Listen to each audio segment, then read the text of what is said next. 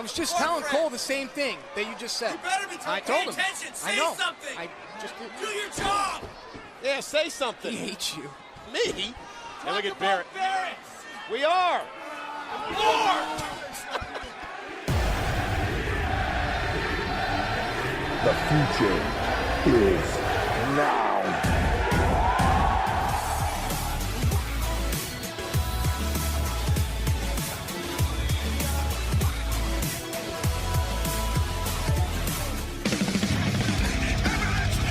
We are NXT! Alright, welcome back to another episode of Half Cake NXT. Your boy, Notorious Nando, and of course, Listo Larry Knight. yeah, Mr. Knight. Alright, you excited for this week's episode, man? I am equally as excited as I usually am. They're all pretty cool, I won't lie. Awesome. Alright, so yeah, the last episode we asked you to kind of send us any questions that you had. We actually had some pretty good response. A lot of questions came out pretty similar, so I decided to just kind of group them together. This one comes from Jessica from Oakland. I'll let you take this one. Who is your favorite rookie and pro? So, I guess I'm wondering, is the question like, is it my favorite rookie and pro combination, or is like, would it be my favorite rookie and then added a pros is who's my favorite pro? I think so. I think that's what they were asking. Some of them did ask just for like the rookie, and some did ask for the rookie and pro combos. All right. So maybe both. Why Watch not? this. I got variations of everything. So my favorite rookie is Heath Slater. Okay. My favorite pro is Chris Jericho.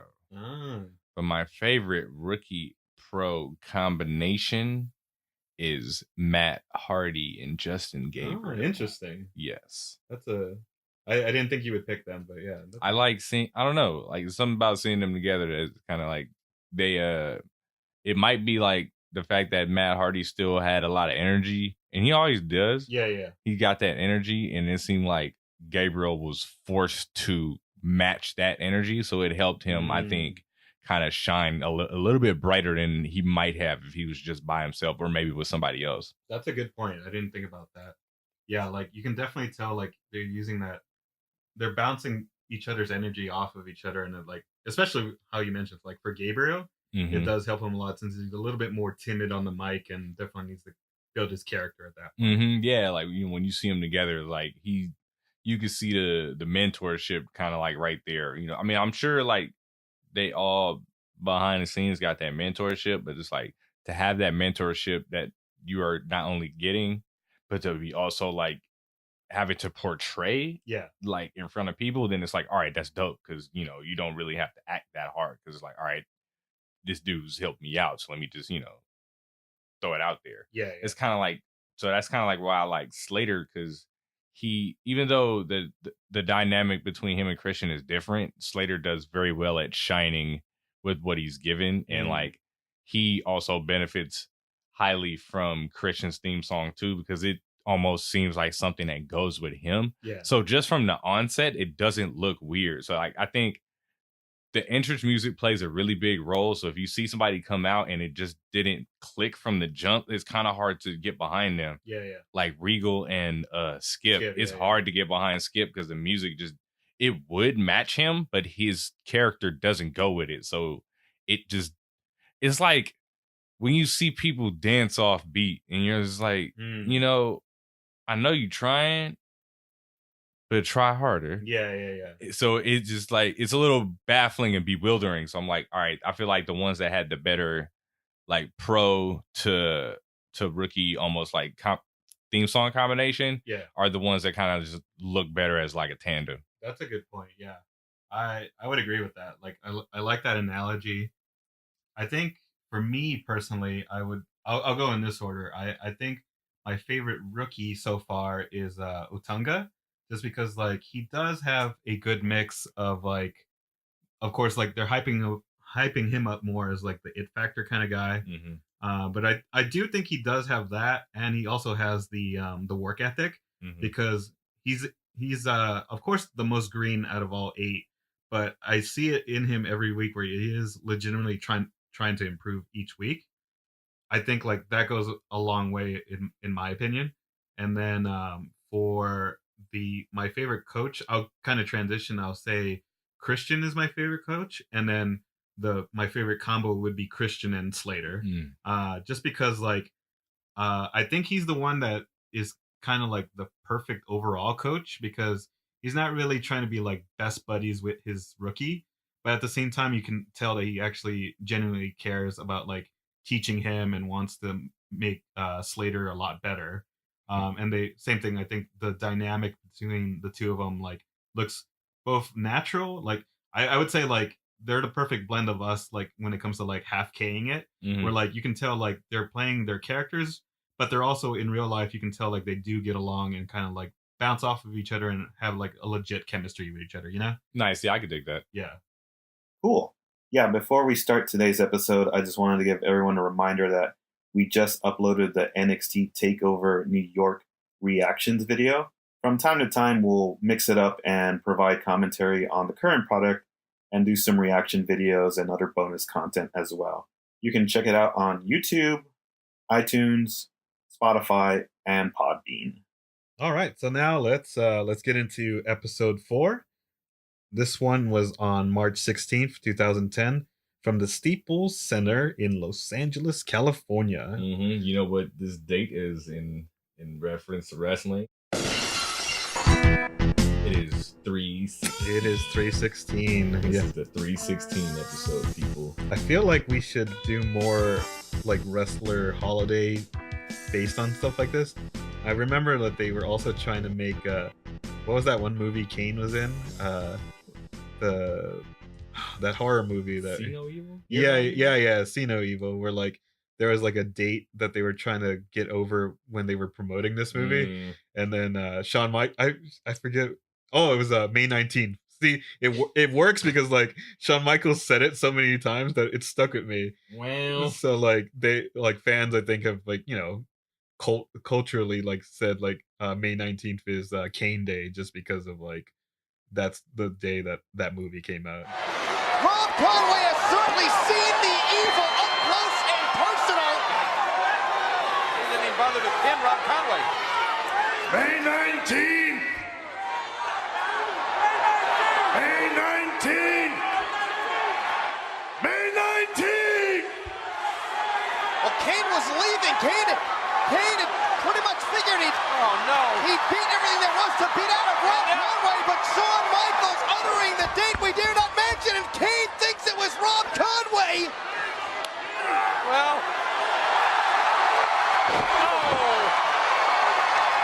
Tombstone Rob Conway compacted. There's the 3 count. That was academic. And you know what? Rob Conway may not wake up until May 19th. bro, ain't that like the Big Boss Man birthday? Is it May 19th? All right, we're gonna do a side track here just to find out the boss man's birthday. Oh no, he's got the same birthday as me. Oh, okay. That's probably why you remember it. We come from LA. Then there's no video recap this week, just straight into the episode after the intro. So from here we get entrances, then we get first matchup with CM Punk and Darren Young versus Justin Gabriel and Matt Hardy. This is CM Punk's first time wrestling, I believe, on NXT. It's kind of funny, like during the entrance you can tell that they didn't go over this, where like he kind of scares Savannah during the entrance and like she gets like really thrown off by it. You can just see the genuine reaction. Hey, you know what's crazy about this like seeing Darren Young with Straight Edge Society? Like his outfit matches them hella good. Oh yeah, they yeah. all look kind of leathery black clad, but you know he be trying to walk with his body language to make it look like he doesn't match with them, but they actually look pretty good together. Yeah, I would agree. I don't know if you caught this, but Gabriel and Hardy during their entrance, like they're trying to do like a handshake, but like they didn't. I mean, I'm guilty of doing this too. Where like when you meet someone, like sometimes you go for a handshake or sometimes you go for a fist bump, and like you don't know which one you're. That's like the worst thing ever. Yeah, like when you get that like split second to really get on the same page with somebody, and then like they go fist, but you came fists and they started with hands, so you try to switch back and you just don't meet in time, and you get this weird little thing like, oh. That's exactly what happened with these guys. So it was like, oh, we got. I was like, I mean, huge pop though. Oh yeah, huge pop, and like I'm not making fun of him. I'm just like I'm in my mind. I'm like, yeah, I've been there, man. It happens. Man. That's life, dude. From there, then we throw to Stryker really quick, and he just kind of says that the first pros poll is going to happen in 2 weeks. That's it. Hey, you know, as little as it was, I thought it was a nice cutaway to some additional context. Yeah, on how the contest works. Yeah, exactly. So we start off, and Gabriel and Young, I think, for me anyway, they had some pretty good exchanges and reversals. Josh mentions that Hardy is taking his pro role really seriously. I thought that was good storytelling, seeing like how comparing himself to like Regal and well, not Regal so much, but with Punk, since like Punk is playing that character that doesn't care about like being a pro. I think this is also the first time that Young calls himself like Mr. No Days Off. I'm glad you said that. I had notes on that for sure, because I'm like, how are you the South Beach party boy and Mr. No Days Off? Yeah. No days off from partying or like no days off from the gym, because I feel like you can't do both unless that is part of the South Beach party boy lifestyle, to be buff and party all the time. I think in this context it probably does mean the gym. I think later on when he grows his character a bit more, I think it's just more of like that strong work ethic. Yes. But yeah. But I think you're right. I think in this context it's probably more of just like going to the gym and having no days off. Yeah. But who knows? We don't. Justin Gabriel's like delayed top rope crossbody attempt. It looked really smooth. I think he didn't connect, but just the visual of it like looked really good on camera. Yeah, and then more storytelling, really good storytelling, where Cole mentions that Young has been looking more aggressive lately. Really good character building, since like now that he's trying to get along with Punk and the straight edge society more. I thought it was really good character development, showing that he's been more aggressive compared to other matches. Young sells like some of Gabriel's kick attacks really well. Like he has like some really good facials, like when he strikes him on the leg. I like it's kind of weird to say, I like the way Gabriel sells his like missed attempts, because then like he tries to go for the 450 and like misses, but like I just like the visual and the sound of it, like when he misses, like it looks really strong, or like, oh man, he looked like he took some pretty big damage on. Gabriel's good with that, because it's like he throws it as if he was gonna land on somebody. So it doesn't look like he was about to brace himself for anything. So right. Like, man, he was going for it 100% and just crashed and burned. Yeah. Did you catch the transition when they were coming back from commercial? No, I may have missed this. It was probably one of the worst that I seen, because you know normally when you transition from a commercial, you want to come back with kind of the same person who was beating up on the other guy. Oh yeah. You're right. It seems like you came back in the same context. This one kind of like came back out of nowhere, and they didn't fill it with an ad like for the network, so it kind of like stopped. Yeah, it came back kind of in the middle of when Young was beating up on Gabriel, and then Gabriel got like some momentum with Punk in the ring, and I was like, wait, when did this tag even happen? And if the tag happened, how did you change the tide? So but then Punk got the upper hand on him, but it was just like, it just didn't make any sense, because it just cut it. Like they didn't even do one of those like, and we'll be back after this. But it was just like, I don't know if it's like a titty popped out or something like that, and they needed to edit it, but it was pretty bad. I didn't catch that. Good catch. Yeah, because you're right. Like usually when they go to commercial break, like it's something that they had just done, and like they're kind of posing, and the crowd pops. And then it kind of transitions, and then when they come back, like they're either in like a headlock or something. Yeah, it's usually something super obvious. Like you'll be watching it at home, and you're like, and here comes the commercial. Yeah. It's usually after like a suicide dive, and then like the baby face gets back in the ring and poses or something. I agree.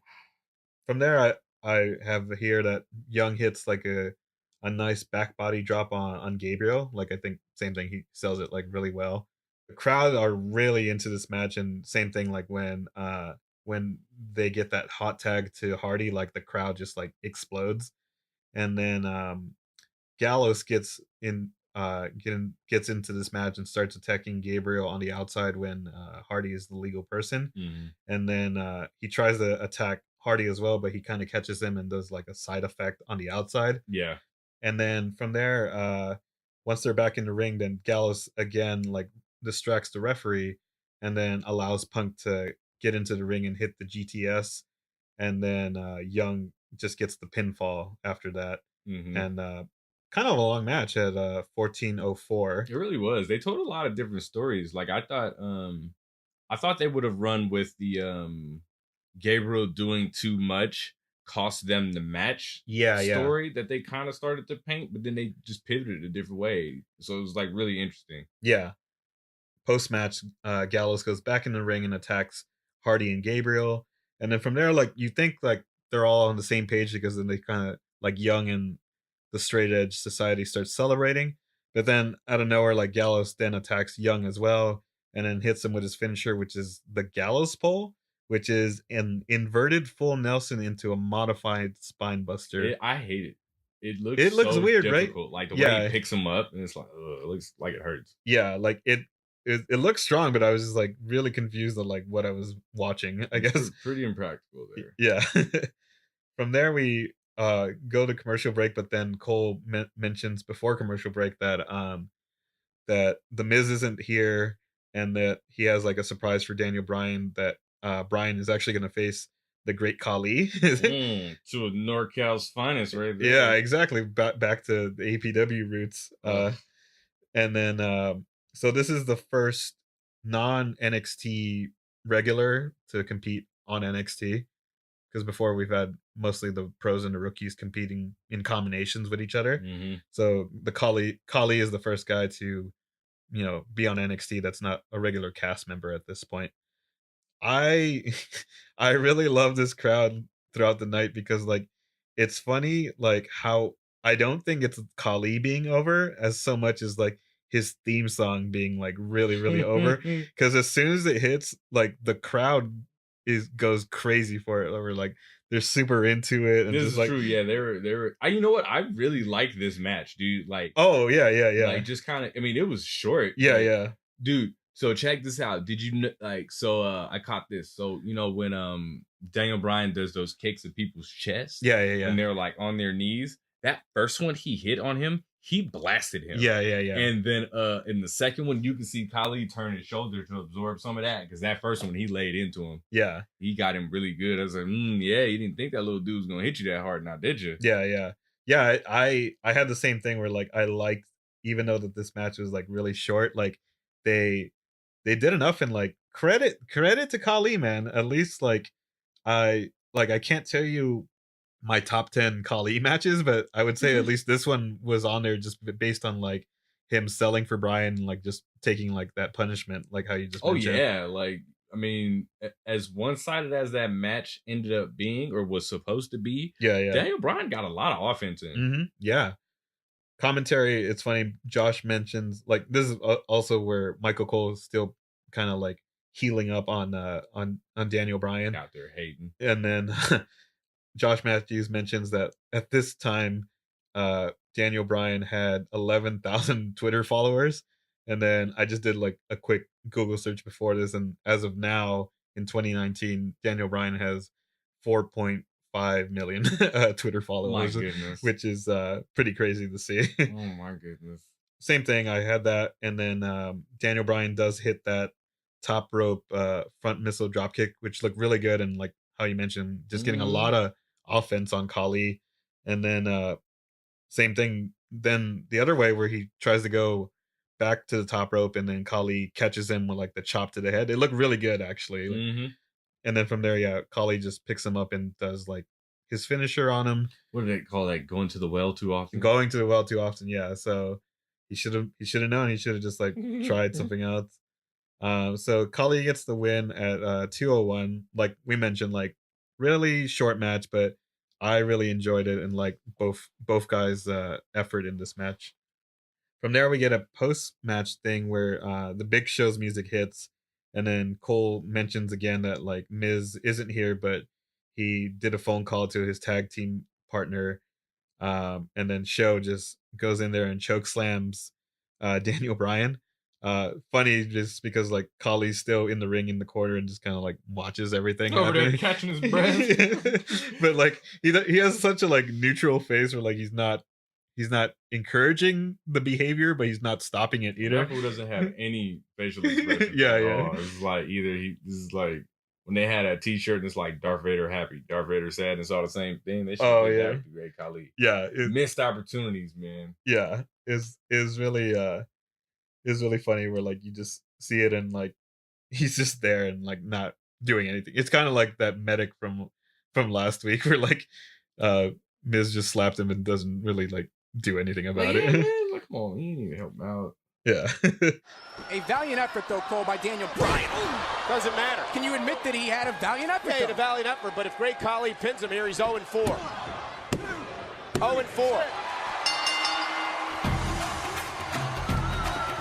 Here is your winner, the Great Khali. I wonder how Bryan's going to tweet about that this week. I think he's going to talk about his 0-4 record. Where would that be on the Daniel Bryan manliness meter? Oh, no. The Miz may not be here, but his tag team partner, the Big Show, is. Oh, no. I'm sure Miz just choke slam, made a little phone call to his buddy. An emphatic choke slam by the Big Show. From there, then we go to the Raw Rebound recap. And then Blood.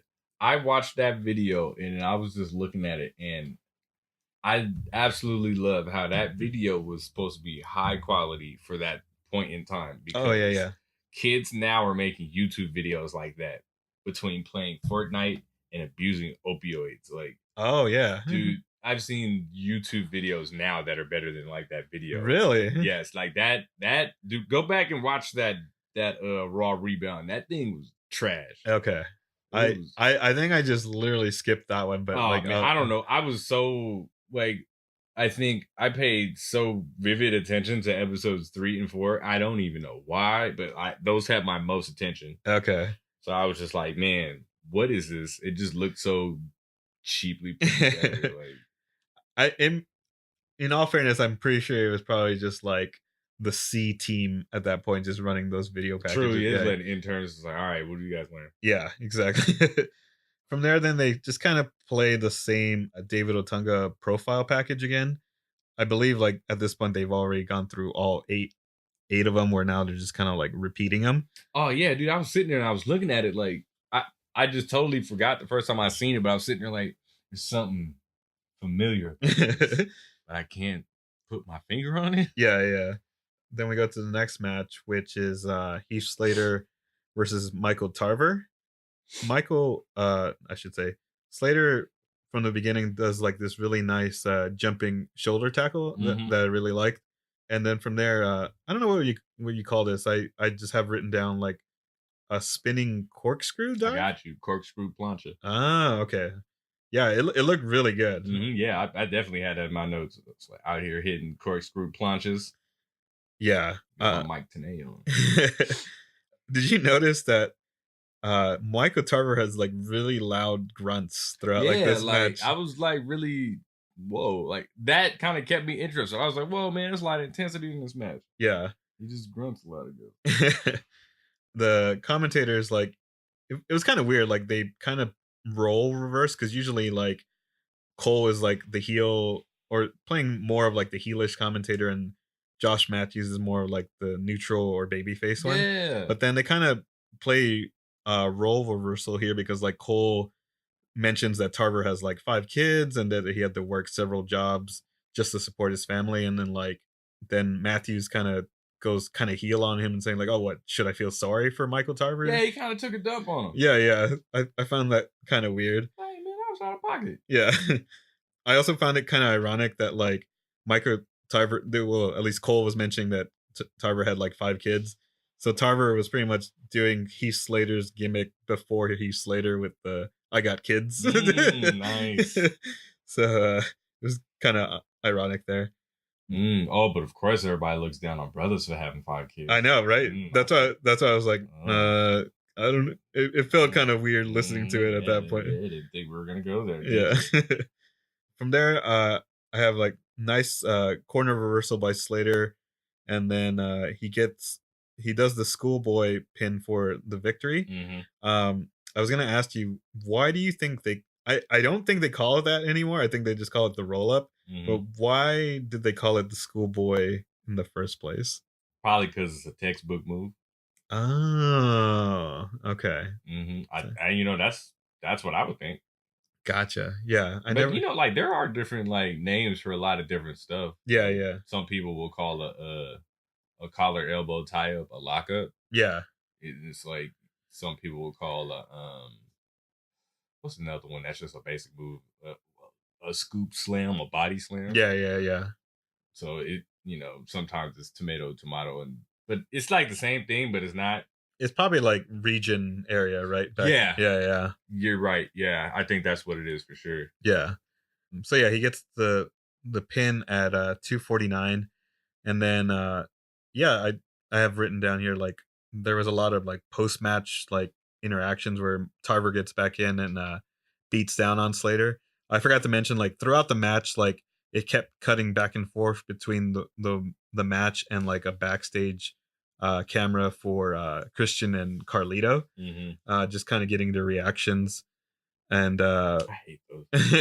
it just, you can just tell like they kind of like record those separately, you know what I mean? I always wonder how they do that. I'm like, what do you like? And now act like you're watching it. Yeah. I'm pretty sure that's what happened there. Yeah. You know what? I like that match for some strange reason.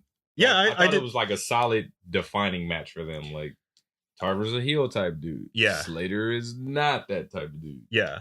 I did too, and I liked how you can, based on like the matches that we've been talking about with Otunga so far, that you can tell that Tarver still isn't super polished like how Daniel Bryan and Slater are, but you can tell has more experience than Otunga.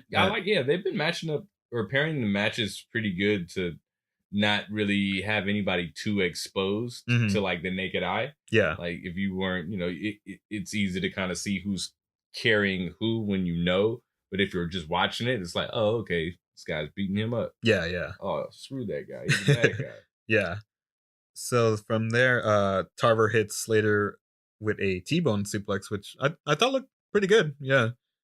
I just like T-bone suplexes, or as they call them in Japan, the exploder. Oh, right. That's true. From there, before the commercial break, we get a backstage promo with Skip and Regal, and you can just hear them continuing that storyline of like not listening to each other and just having miscommunication, and then Regal just like keeps getting cut off by Skip whenever he's trying to tell him something, and then they just kind of go to commercial break from there.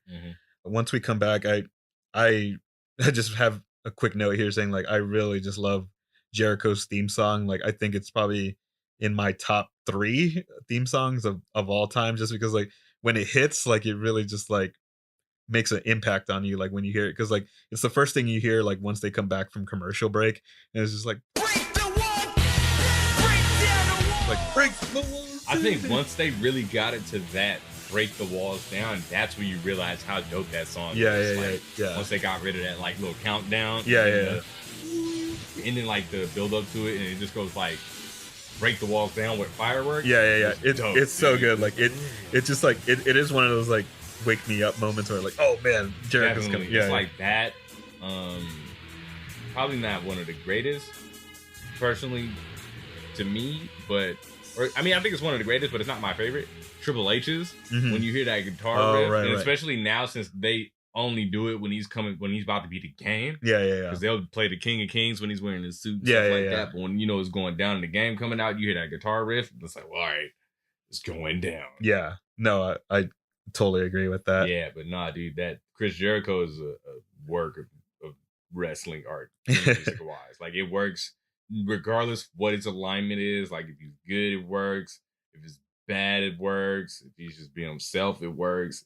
That's just a great theme. Because like picture heel John Cena talking about your time is up, my time is now. Yeah. It wouldn't sound right. Yeah. So, like that's when you know you got a good theme song, when it works, like, and you didn't need to change it for like both sides of your alignment, where you could be a pure heel and your theme song works, and then you could be a pure face and your theme song works. Yeah. And like they throughout the years, like they just slightly modify like Jericho's theme. Oh yeah. But it doesn't like it's kind of like the Undertaker, where like they always like changed his original Dead Man theme to like just a different variation of it. But those like some more guitar riffs in it. Yeah. It's kind of like keeping it just filling it out to keep it modern. Yeah. Some people just have those theme songs that, based on who they are, it sounds good no matter what time it's in. Like Shawn Michaels. That corny ass sexy boy song just works for him because he owns it so much. Yeah. And then like Triple H, he owns it so much no matter when you hear it. Like, how long has he been using? It's been using that song for maybe like 20 years. Yeah.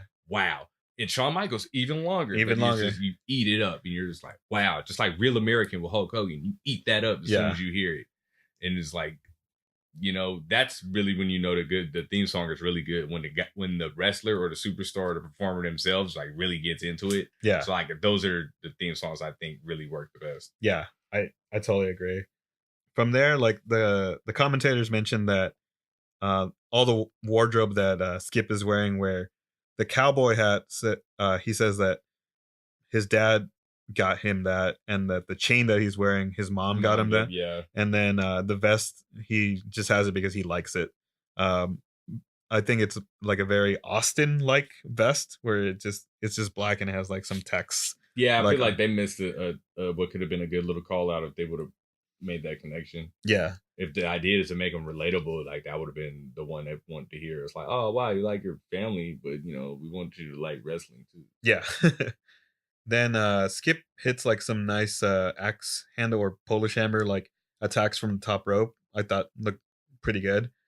And then back to more Jericho yelling at the broadcast team, which was really good this weekend. Like I think it's hard to tell. Like I was trying to freeze frame it, but you can kind of see like Jericho kind of K breaking and corpsing, where like when the part where he yells at them like, "Oh, talk about Barrett." And then Josh says, "Oh, we are." And then Jericho just says, "More." And then you can kind of see him like slightly smiling after he said that, because like even he couldn't like hold that back of like just their interaction between each other. I thought that was pretty funny. Nice. Yeah, and then Skip, throughout the match just keeps hitting like these nice Polish hammer attacks. He stopped doing the strut thing, I think, in this match. So like I think they're trying to emphasize that he is getting more serious. Yeah. He's still showing his athleticism, hitting his little like in-ring frog splash that I like. I'm looking at Skip Sheffield and I'm like, man, I like you. Mm-hmm. No, I think like just measuring these two, like Barrett and Skip, like they're both really good, just like bulky guys. Yeah. Obviously, like in modern day WWE now, like the bigger guys are super athletic, but I like the fact that these guys are like two like hosses, but like they're pretty agile for their size. Skip was on the top rope, like he could move, and like it's really cool. Like, oh man, you can move, dude. Like Barrett moves pretty well. And when I really think about like these 8 dudes for NXT, I think were really pivotal because they're all great athletes. Yeah. So like that's really cool to see. It's almost like a prelim of what things are turning into. Yeah. So from there, they did a really good thing where like Skip was on the middle rope and then just pointing at Regal for like approval, and then gets distracted, and then Barrett just kind of like pulls the rug underneath him, so to speak, and pulls his leg off, and then from there hits the wasteland for the victory at 3:48, and then they kind of cut to Regal looking like super disappointed, and again Regal the same as Miz and Jericho, just like really good with his expressions, just showing like that he's super disappointed in like in the loss and Skip losing focus throughout the match. Definitely. It was actually really interesting to me to see them go with the rookie too flashy arc here versus the having Gabriel be that type of person, since he's kind of an already flashy wrestler. Yeah. But to have like, Skip play that role of like, hey, I just want your approval, love me. Yeah. Is like, oh, okay. That's very interesting. Yeah, I like that dynamic. Like each pairing has a different dynamic. Like none of them feel the same, which is really good. It's like everybody what makes this easier to kind of digest than like a Raw storyline is that almost the storylines here and the things that are developing get the same amount of screen time. Yes. So you get to just like see it as it's developing and not feel like anything's really getting overshadowed by anything else. Like, I mean, you hear a lot about The Miz and Daniel Bryan, but it's not like that's the main thing that they're talking about. Yeah. It's probably maybe the most featured because they're the most quote unquote veteran pair. Yeah. Per se, in their own like respective rights. But it's not like that's, of the 1 hour show or 42-minute show, like that's 15 minutes of it. Yeah. Like it's, it's pretty cut up pretty nicely. So like even the guys who aren't wrestling still got, some exposure. So you always get to at least see the guys or hear about the guys. Like nobody's really getting left in the shadows. Right. So I really like that. Yeah, I totally agree. I think it's a interesting concept with this competition format, and it does allow, like how you mentioned, like everyone to kind of like have their turn, versus where like modern day Raw or SmackDown where like it's always going to be the main eventers closing out the show. Here, like every guy kind of gets their opportunity to have that spotlight, and I think that's what makes it a little bit fresher, where like they just kind of rotate with each other. So yeah, that closes out the episode. What did you think overall of the show here? You know what? Although they were pretty short in their lengths, I appreciated that there were a handful of matches in there. Yeah. So like that was really cool. Let's see. My favorite match was the tag team match with V1 450 versus the Straight Edge Players. Yeah. I like the in-ring action for sure. The storytelling, like the multiple stories that were told. Yeah. So like it'll be interesting to see which one of those stories they really want to move forward with. Right. Like, because they could have had like at least 4 different like stories that you could have several people writing for. Favorite mini segment was the quality of the Raw rebound. I'm telling you, like it really just it was not good, but it was really interesting to see like going back and looking at the evolution of like video packages. Yeah. Best finish for this one, since I enjoyed the matches enough, I'm going with the 450 again. This is like it's like cheating almost. Like one of these times, I'm gonna say, you know what, that wasn't my favorite move of the show, or not favorite move, but like favorite finish. Yeah. But if 450 is there, it's probably going to be in the top 3. Yeah. No, I agree. This week, I kind of, with commentary, I gave it a 3 because I think they did a good job of, like how we mentioned, telling the stories of each character. But it was, I still think last week's episode was my favorite as far as like commentary so far. Where I don't know what it was, like Cole and Josh just had more energy and just kind of like bounced off of each other a lot better. Did a pretty good job this episode, but I think I still like it more last week. For matches, I agreed with you. I had my match of the episode as the tag match between Punk Young versus V1 450. Like kind of same thing. I like how the crowd was into the match, and like both teams like started having like good chemistry with each other, and just like how hard hitting like the match was. My honorable mention was that there was more matches tonight, which helped like everyone, how we just said, like get on the show and just get more exposure at that point. Yeah, you know what I mean? Like, what is that? That's, you get a tag team match, that's 4 guys, and you do 2 singles matches. That's like that's everybody. Yeah. And then like I think that's what I like about this format, where like I have here that nothing feels like a filler. Yeah. It feels like all these matches have like a purpose, and they don't feel like Raw and SmackDown where like sometimes there's just like a random squash match or just like a random match because like either someone got injured or they just didn't know what they were going for with the storyline. But I really like how everything here has a purpose. Mm-hmm. The production, yeah, I gave it a 3, pretty average, because like they started repeating some of the promos and mostly starting to promote Mania. Not as much as for the next episode, but they're starting to get there because it's 2 weeks away. And so pretty average, so I just gave it a 3.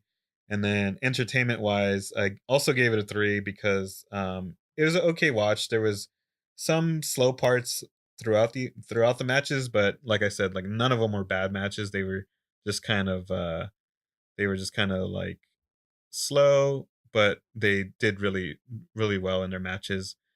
I think this one's the one where you can kind of notice that the crowd was also kind of getting tired at the end. That the first 2 matches they were really into, but the last 2 matches the crowd was kind of dead. And then yeah, I really enjoyed the Kali match just based on like how much the crowd was like really getting into his theme and just like the performances by both guys.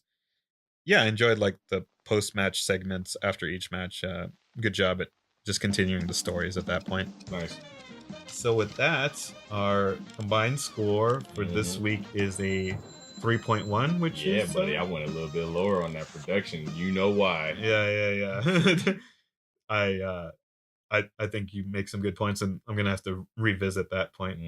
Please do. That one was not my favorite. The stuff in between that I scored really high were the matches and the entertainment. Yeah, I was, I thought the length of the matches had them nice and like to the point, packed in enough high spots to where like I was very invested and entertained, and I didn't feel like anything was cut off too short because it got me everything that I needed. Yeah. So I was, with that kind of comes high entertainment for me, even with my less than average production rating. Yeah. I still enjoyed the matches and the entertainment. Nice. Yeah, so that was another good episode of NXT. What'd you think, man? I liked it. Like, I think, we kind of had some pros and some cons throughout the episode, but overall, I liked it. Nice. Speaking of pros, here's a little mini spoiler for next week's episode. There will be no pros competing next week. It is an all rookie affair. We're going into WrestleMania week as well. And if I didn't tell you right now, you would not miss out on any reminders.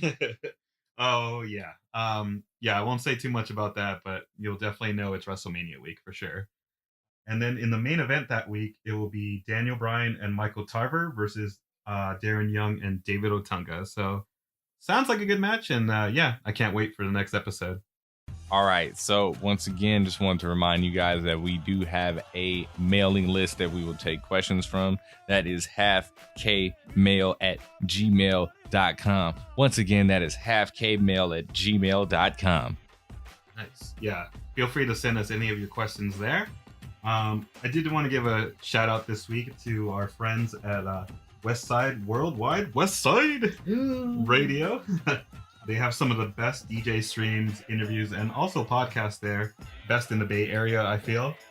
You can also check out our buddy Black Yao. He does a boxing podcast on that website as well. I highly recommend it if you're like a boxing enthusiast or just a hardcore fan. They have like really entertaining podcasts and a lot of good insight throughout the whole show. So I would highly recommend them. That does it for this week's episode. As always, thank you so much for tuning in, and we'll see you on the next episode.